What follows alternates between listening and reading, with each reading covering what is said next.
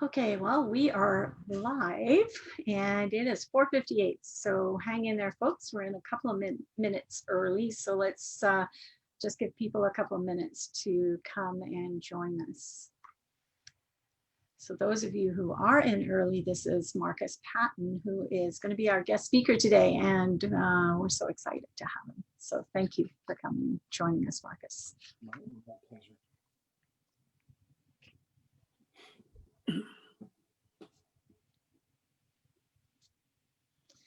It's funny, I'm just realizing that I can hear my heater, my furnace. This is the first time I've had to have the furnace on. So is it loud where you are, Marcus? Is it disturbing? No, I can't hear it. Okay, great. That's pretty good when you can go till November, middle of November without turning it on. That's pretty good. Yeah, we've done quite well actually, but yeah, today is exceptionally cold, so.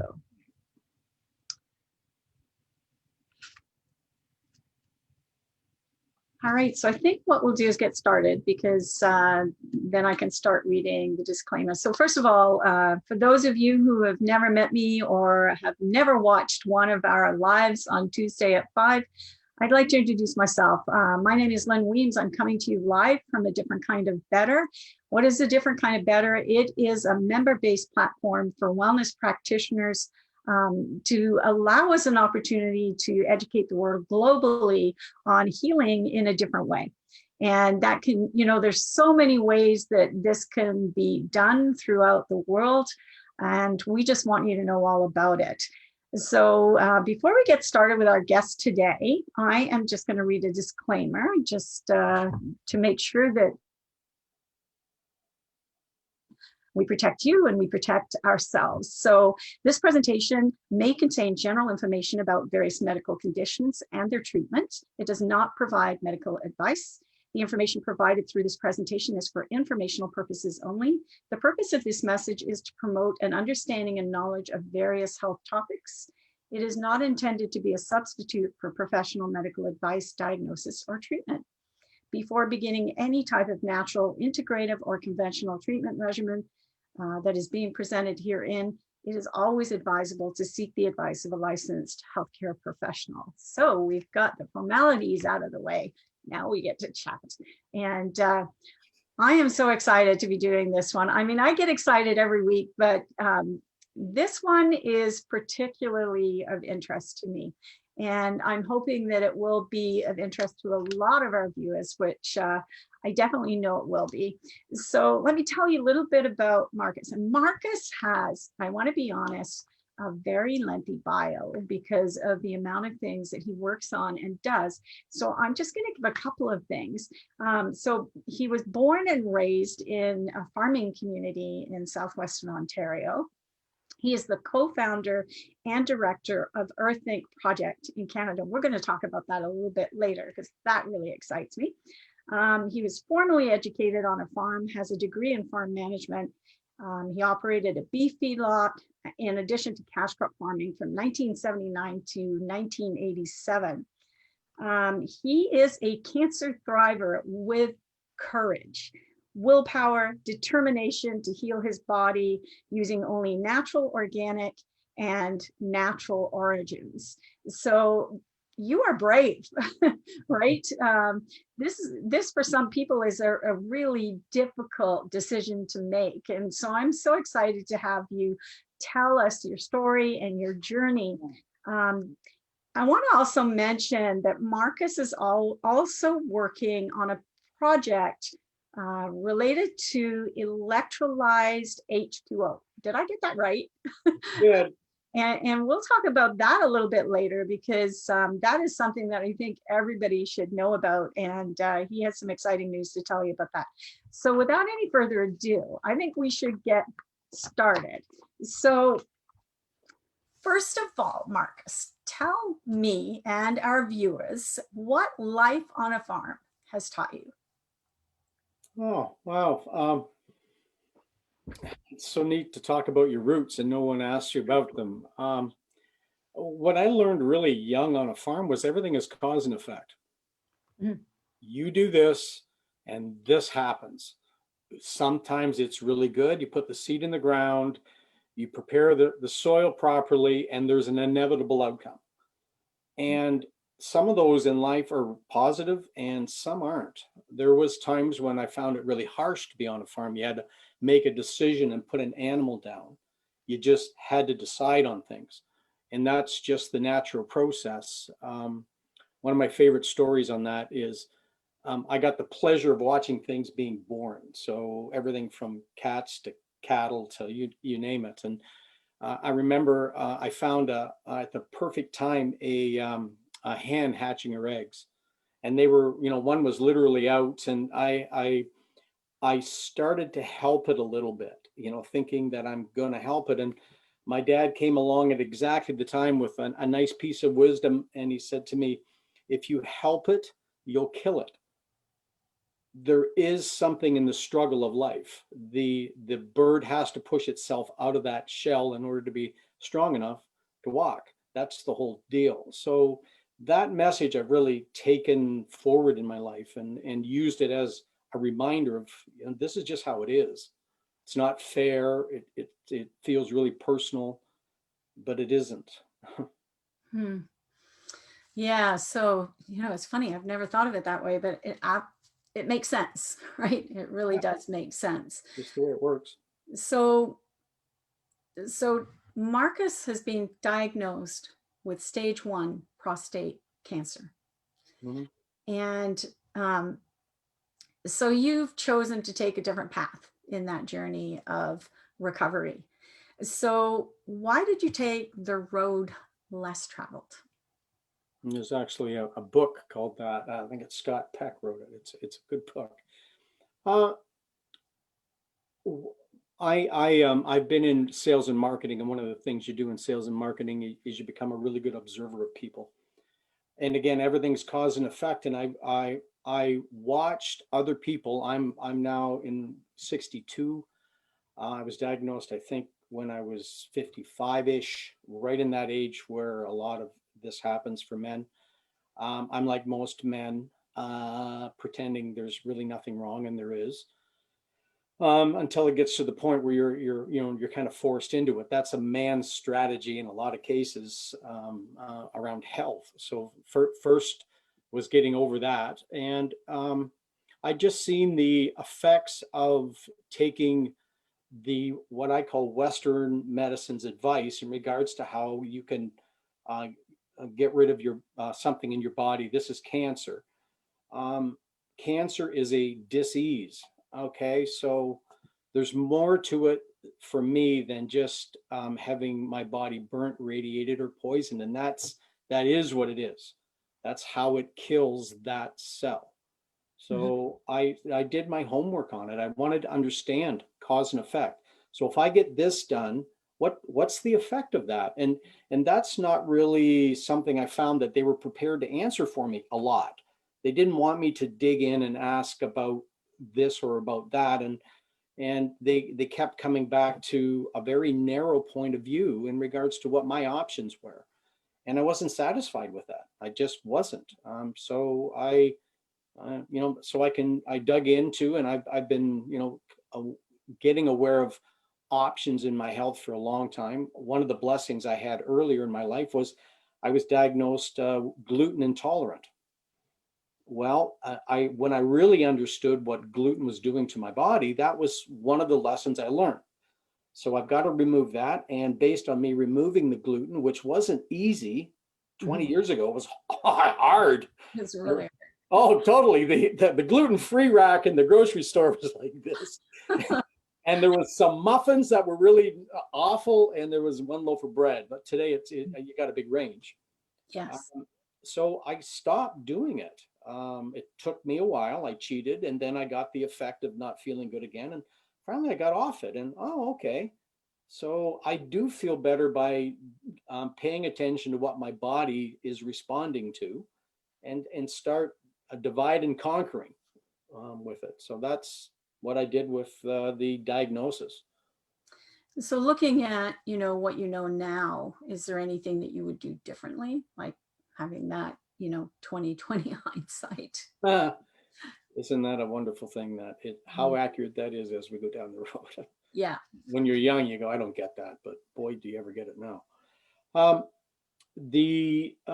I went to through the recommendation of my general practitioner. What happened for me, my PSA, which is their marker, that is what they do everything based on. And some research I've done saying even the person who invented that process says it's probably not the most accurate for what you're trying to get out of it.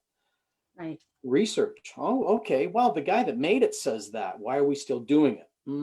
I got to ask these questions. I didn't get an answer. I showed them. I didn't get an answer for that question. So those are the types of things for me. So I went through my PSA score kept going up. That's what it does. It went up, and then I made some changes. It went down, and then it kept doing this, and it kept edging up to the point where here's what happened to me. I told my doctor what I was doing, and I don't know any other word, but I got scolded by him, saying that he had seen people like me before, and they ended up all being buried. Oh. That's pretty a tough statement. Anyways, he was staking his whole thing on that, and so I took the advice. I went in, and what I wouldn't do again, ever do again, is I had a biopsy on my prostate. Hmm. I wouldn't advise that personally. Wouldn't do it again, because I look at it this way. Yes, there is a spot, but what is accomplished by that is poking 10 more holes in it.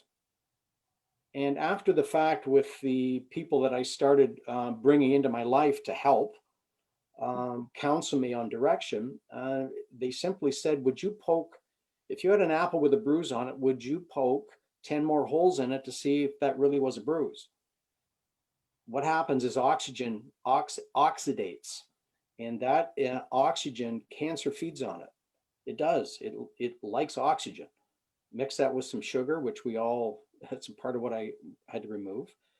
And I urinated blood for 2 days, and it freaked me out to think that that blood that has cancer cells in it is moving through my body. It didn't make sense after the fact. It just didn't make sense to me that I'm circulating the issue. So that's something that I did, and I wouldn't do again for that reason. It just didn't make sense after I did it. I wish I hadn't have. So Hmm. So are you saying it would actually be better to just consider the fact that you probably do have it and then work on recovery rather than do that? there was no real need, and part of it was my stubbornness.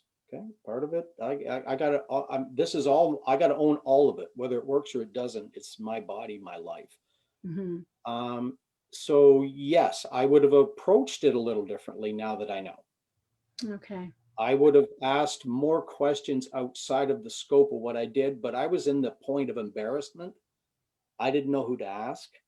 Hmm. Vulnerability. What like who do you talk about this with?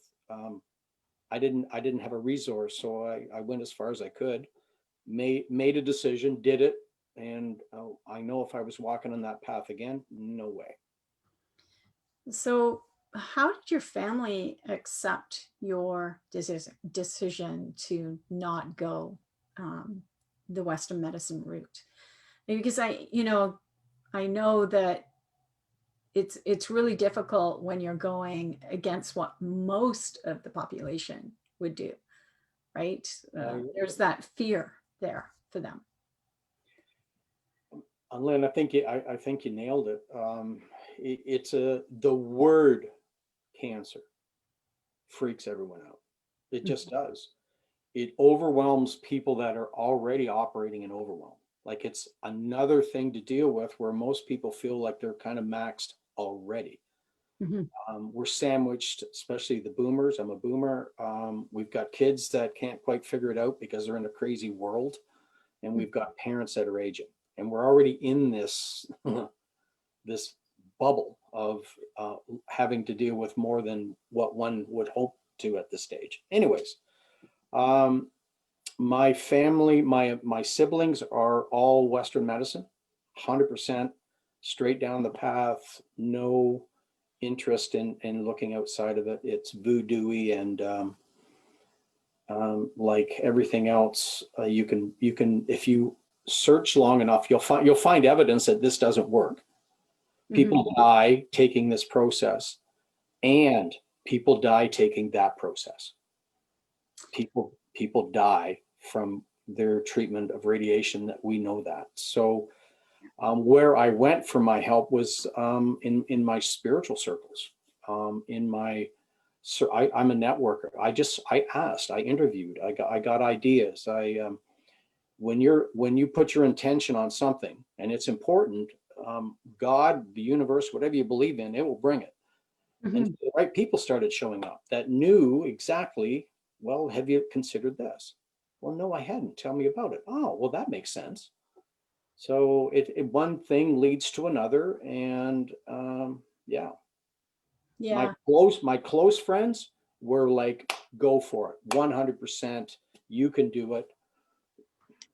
Yeah. And a lot of that is, when you've got so much adversity going against you as well, it sometimes makes the fight even harder for the person that's dealing with it, right? And I know everybody means well as well. I mean, a choice is a choice. It's all about perception, because perception comes from what we know, right? It's what we've been exposed to. And if we've only been exposed to Western medicine, then the thought process will lead to, we need to only focus on Western medicine.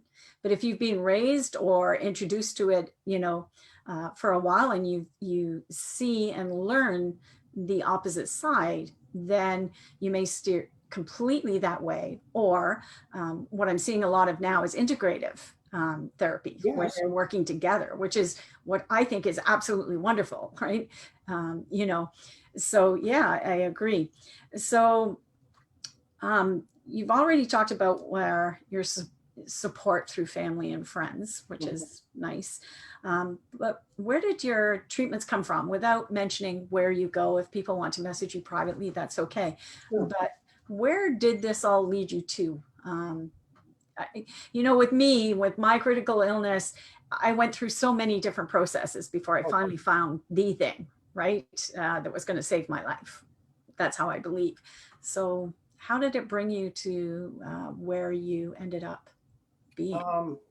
Like I part of what I've studied, like my hobbies is really been understanding just how this thing, the Earth Inc. project, is really about. How is this whole thing put together? The mystery and magic of how this Earth operates. Same thing, like it has fundamental principles, and one of the principles is that everything has a vibrational frequency. Everything vibrates. You can hear me because it vibrates and goes through, or whatever I want to do. That's everything. They know that plants give off a vibrational frequency. Animals do. Our dogs, they can pick up what mood. What is that? That's a vibrational frequency. The other interesting thing about humanity is in the range of perception that they know is available. That's this big. We see inside of a bandwidth of this big, 8 colors, and only a very limited range of hearing. We know that.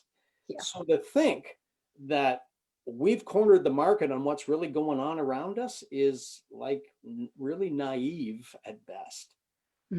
So everything vibrates. Okay, then cancer vibrates. It has its own frequency. It's a living organism. Everything vibrates, and everything, including plants, there's certain vibrations they don't like. You and I, there's certain sounds we don't like in our ears. Dogs, same thing. Cancer has the same thing going on. There are frequencies and vibrations it doesn't like. Chemotherapy is one of them. The collateral damage, however, because it's not a natural God-given element, chemotherapy, it's man-made, it has a side effect. Just like petrochemical, everything has a side effect. In nature, it doesn't. Everything is organic and recycles. So I found a technology that's been around for almost 90 years. Okay. It's like yoga for me. I practice it. Why? Because it's 5,000 years old. What more do I need to know? Exactly. I don't need to know anything. It's found itself in a vibration, and that's what it gives me, is a specific way of feeling. So I found a treatment that was I would say, the bedrock and the cornerstone that is that old, and it's based on Tesla, based on the information that Tesla gathered, that the energy is all around us. We just have to find a way to connect to it. I found a system and someone that understood it, that I would hang on to specific rods and put my feet on specific plates, and a anti-prostate cancer vibrational frequency ran through my body 3 times a week for 2.5 years.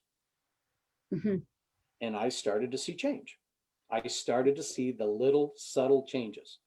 Along with that, I also started to make more and more changes, rebuilding the system. Like, our soil needs to be rebuilt. There's no organic matter left in it. Well, the lifestyle this guy had as a younger man didn't leave a lot of organic matter. Plus, all the other things I've been rubbing on my body, all the chemicals I was around as a child, like all the accumulative effects of the herbicides, the pesticides, the lotions, the potions that we've been using, underarm, like all of these things have had an accumulative effect on my body. Most of that gets stored in my liver and my kidneys. So one of the things that I to help rebuild my body, I got those cleaned out. Process number 1. Okay, now my body can start to regenerate itself, which is a natural part of. So on top of regenerating and no more alcohol. I don't drink a lot, but there was no more. I really dialed into cannabis and the cannabinoid system. There's another example of the difference between Western medicine and natural medicine, is they outlawed that magical plant, which we all now know it is. Research is out because they can research it. They banned it for 70 years. Why? Now that we know we know about it, why? Because it's been a cornerstone of both keeping me stress-free and using it to help rebuild and reconnect those very important cannabinoids in my body to help that get going. So all of I started understanding humic acid, which is like liquid dirt. Okay, like all silver water, all kinds of ways of refortifying and rebuilding constantly. So, and this is where I think we need to go now. We need to look at, when I look back at what happened to me, we have this tendency to wait until we have that critical illness, that we're in that state of, not having a quality of life like other people have. And that's when we start to realize we need to educate ourselves. We can't just, even with us as alternative practitioners, it's a person's responsibility to advocate and research for themselves, to make sure that the data that we're giving them or the therapy that we're advising them to take is right for them, right? It's not always the practitioner's responsibility. We have to take a percentage of how do I word this right? I'm looking for a way to say we have to accept some of the responsibility for ourselves. I would love to, Lynn, I'll tell you what we have to accept, all of it. We have to, the biggest frustration that I've seen for practitioners like yourself that give their heart and soul to their patients is you've got more into it than they do. And they're going home and they're cheating in the closet. They're eating ding dongs, M&Ms, and ice cream. It's the truth. It really is. There's something in the thing about humans and making that much of a commitment.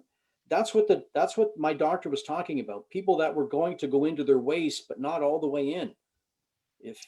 Yeah, you see the frustration in and I agree with you there, because when I was sick, I went on a 7-year journey of everything that went into my body was organic. And some people would disagree with that. But here's the thing, I look at things like this. When you're facing something like this, you have to be all in, and you need as many tools in the box as you can get. Right. I've been through lymphoma with my sister. I bought her, years of help. And it's funny you should say that, because when she was sitting to get her chemotherapy against my advice, there was a lady in the room, and somebody in the chemotherapy center had a massive reaction, almost died. And it doesn't happen to everybody. Yeah, I mean, I don't want people to think this happens to everybody that gets chemo. However, it turned my sister against getting it. Her watching that experience was, I'm not doing this. And then calling me and saying, look, I'm terrified of this. How else can we do it? And I said, well, that's up to you how you do it. But I can give you some tips. But she started learning. She went on the alkaline diet. She, went on a couple of very good products like yourself. Listened to me, didn't do a lot of things that she used to do, and she recovered. And you look at that and you go, now everybody that she had met, because she was in a group with lymphoma, she outlived. So, we have, but does it always happen that way? No, we have our failures as well, right? Maybe not as many. But however, the point is, I think we all need to definitely do the research and look into things and make sure that we have looked at both sides, or decide to do both sides. Because if you're going to decide that route, you definitely need help keeping healthy while you do it. Because I've done that with people too, that are just so bent on going that route. Well, saying, well, let me support you while you do it, so we can try and keep that immune system going a little bit, because they have to do that for a while. But let's support your symptoms while you do it, those side effects. And it works really well. So did you ever feel scared yourself or want to quit? Oh, scared? Oh, yeah. I think there's a lot of low-level scared in society right now. Like everyone's got a bit of fear going on. Sure, I was. How there's part of the truth, finding your own truth. Sure, I was scared. I was mortified, because it wasn't just that going on in my life. Mhm. On top of what was already kind of pressing me down, and that was part of the symptom. A couple of times, yes. There was one pit, my PSA continued to go up. I was doing the treatments, but my marker kept going up and up and up and up, which was really interesting, because they're going, see, I told you so. And yet I'm getting healthier. I know I am. I just know I'm gaining ground here. Mhm. And I'll just, and here's a very important thing, super important, if for any guys listening out there, there's other ways of checking that reading, because what it ended up being, my PSA score got to 65. I'm supposed to be done. It's supposed to be in my bones, game, set, match, you're out of here. I'm 62. I'm doing all right. You can tell. You can Yeah, tell. you look great. I do. I do for an old dog. I'm doing, so I'm proving something right. And that's important. I don't mean to be right, but there's a point here to prove. What it ended up being in my prostate was a very, very old bacterial virus in my prostate that was causing my PSA score to go like this, irrelevant of whether I had prostate cancer. Wild. So finally we got something, a product called Agromax and silver water. It tastes horrible. It just like, whoa, will it turn you upside down? And that over 2.5 months is what's knocked that out. Yeah, So there really is more here. There really is more that one can look at and explore. And instead of making it a burden, I kind of made it a hobby. So I wanted to find a way so I don't feel pressure in what I'm doing. So you're writing a book. I laughed when you told me the title. I want to be honest, but you know what? It's kind of catchy, and I think it says what it needs to say. So tell us about your book. Well, there's a saying, say what you mean and mean what you say. Yeah. I'll premise the title in a specific way. We're body, mind, and spirit. Mm-hmm. We are. I don't think whatever variables anybody has listening in on that, but we are more than our body. That was ultimately where I made the decision to not do what Western medicine said to do, because they were only going to treat my body. They were not considering where I'm at in my head, and they certainly weren't looking at where I was at in my heart. Mm. And if you look at dis-ease and you look at the metaphor of prostate for men, and the vibrational frequency of how we feel inside, prostate issues are worthiness, self-worth. Have I missed my opportunity in life? Because now there's less runway. Mm-hmm. Yeah. You're at the back end of the runway. So all of these things as a man come up, and we don't deal with that much. So my stress zone for me is my prostate. I don't get sore shoulders. I don't get headaches. I don't get anything. My stress is stored there. And I don't think I'm the only guy. Okay. So I looked at this whole thing from body, mind, and spirit, and I went to work on all three of those. So the title of my book is Grow Your Balls to Keep Your Nuts. It's specific. I had to do it. I had to grow mine to keep it. So yeah, and you know, it's sometimes I think we are given these things for a reason, right? Because we need people to experience these things and come out the other side so they can tell their stories, so that they can help others, right? And I think by writing a book about it, and you know, and it being a bit more descriptive and more detailed than what we're talking about today, this I hope will help many people, you know, realize that there's more to it, and help them, you know, on their journey to making an educated decision as to, you know, how they want to go about dealing with it. So out of all the things that you did on your healing journey, what was the most difficult thing on that journey?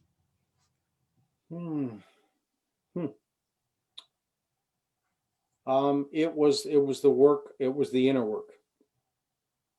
Okay. It was working on me. That was the toughest part.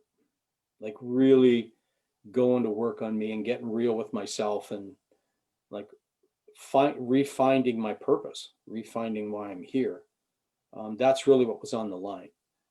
I could have went Western medicine, but it wouldn't have treated me inside, and it would only have made me worse. Which is what I hear happens to a lot of men: the depression after treatment, because that's a pretty sacred part for men, as I'm sure there's sacred parts for women, but that's a pretty sacred one for men. And when you lose that connection, because that's what you're doing, you're losing that connection with that part of who you are that got you here, the fire goes out.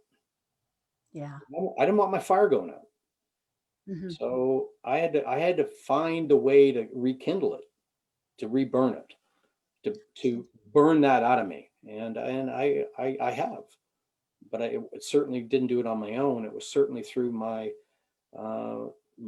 very close circle. I have a men's group that we get together, and we allow each other to just kind of let all this stuff out. And it's the most therapeutic thing that I've done. It's definitely something that's missed. You know, there's groups and there's groups, right? I mean, I have fibro. I don't have fibro anymore, but I was diagnosed with it. Same as you, were diagnosed. However, you know, when I went to the groups, they would not have been good for me, because they were just people that were just accepting this diagnosis and just willing to live with it, right? They were suffering in silence and just accepting that, you know, this was going to be their way of life forever, right? Whereas I didn't. I just said, that's not going to be me, and never went back. But then there's groups. I think you have to find the group that's right for you, that where you're meeting with like-minded people, right? Yes. You know, trapped emotions are a huge thing. And I believe, you know, there's a lot of angry people running around, and Unfortunately, that trapped anger, being angry all the time, I believe that that can lead to a lot of these illnesses that we're seeing, right? So you're right when you're saying that you looked at all the components and dealt with all three of them. You're on the right path, right? You cannot go wrong if you're making sure that everything is covered. So I'm very proud of you for that. It's awesome. So, we're getting towards our half-hour mark. Or what advice would you give to people watching this? Find a quiet spot and find your truth, whether that's walking or carving wood or whatever it is you do to find your groundedness.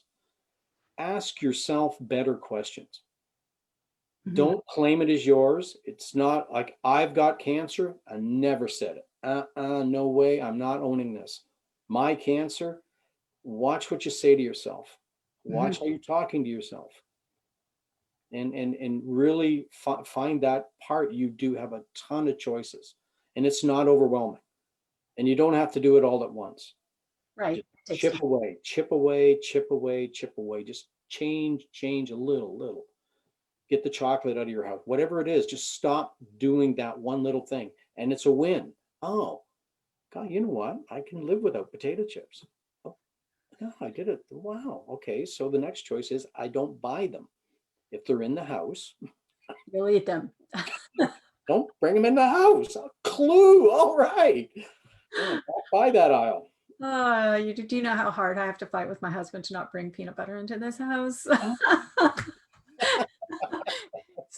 It's a struggle, right? We all have our struggles, but I mean, there's way more going on in the world than worrying about that. But Marcus, I cannot thank you enough for coming and sharing with us today.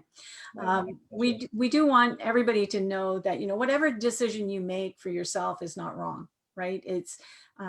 There's no wrong or right to this. We just want you to know that there is a different way. If you're interested in finding out about it, please, Marcus will actually, if he's okay with that, put in his link to reach him if you have any questions, or if you prefer Marcus, they can leave comments in, underneath this webinar or Zoom, and we will get the answers to them.